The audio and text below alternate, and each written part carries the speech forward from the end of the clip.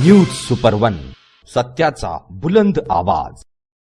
अशाच ताज्या महत्त्वपूर्ण घडामोडी बघण्यासाठी सबस्क्राइब करा न्यूज सुपर वन। पैठण शहरात अवघ्या 12 तासांच्या कालावधीत 2 खुनाच्या घटना घडल्याने शहरात भीती आणि चिंतेचे वातावरण निर्माण झाले।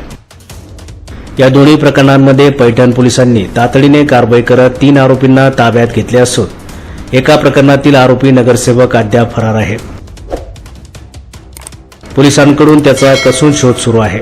मंगळवारी रात्री सुमारे 8 वाजण्याच्या दरम्यान शहरातील इंदिरानगर भागात किरकोळ वादातून अल्पवयीन मुलगा अमोल अहिरे वय 17 याची धारदार शस्त्राने हत्या करण्यात आली। या प्रकरणी पैठण पोलिसांनी एका अल्पवयीन मुलासह त्याचे वडील विकास पवार आणि नगरसेवक ईश्वर दगडे यांच्याविरुद्ध गुन्हा दाखल केला आहे।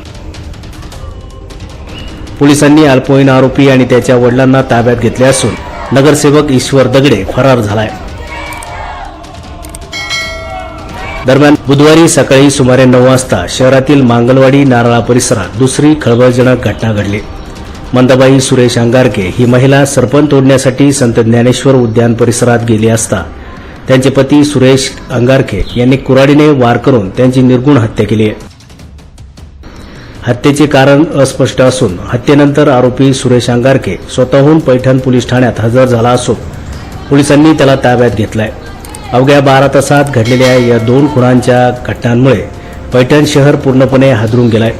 नागरिकांमध्ये कायदा सुव्यवस्थेबाबत चिंता व्यक्त केली जात असून पोलीस प्रशासनाने दोन्ही प्रकरणाचा तपास वेगाने सुरू केलाय। उपविभागीय पोलीस अधिकारी सुनील पाटील यांच्या मार्गदर्शनाखाली पोलीस निरीक्षक महादेव गोमारे, पोलीस उपनिरीक्षक वैभव सारंग आणि त्यांचे पथक पुढील तपास करत आहे। न्यूज सुपर वन साठी अनिस कुरेशी, छत्रपती संभाजीनगर।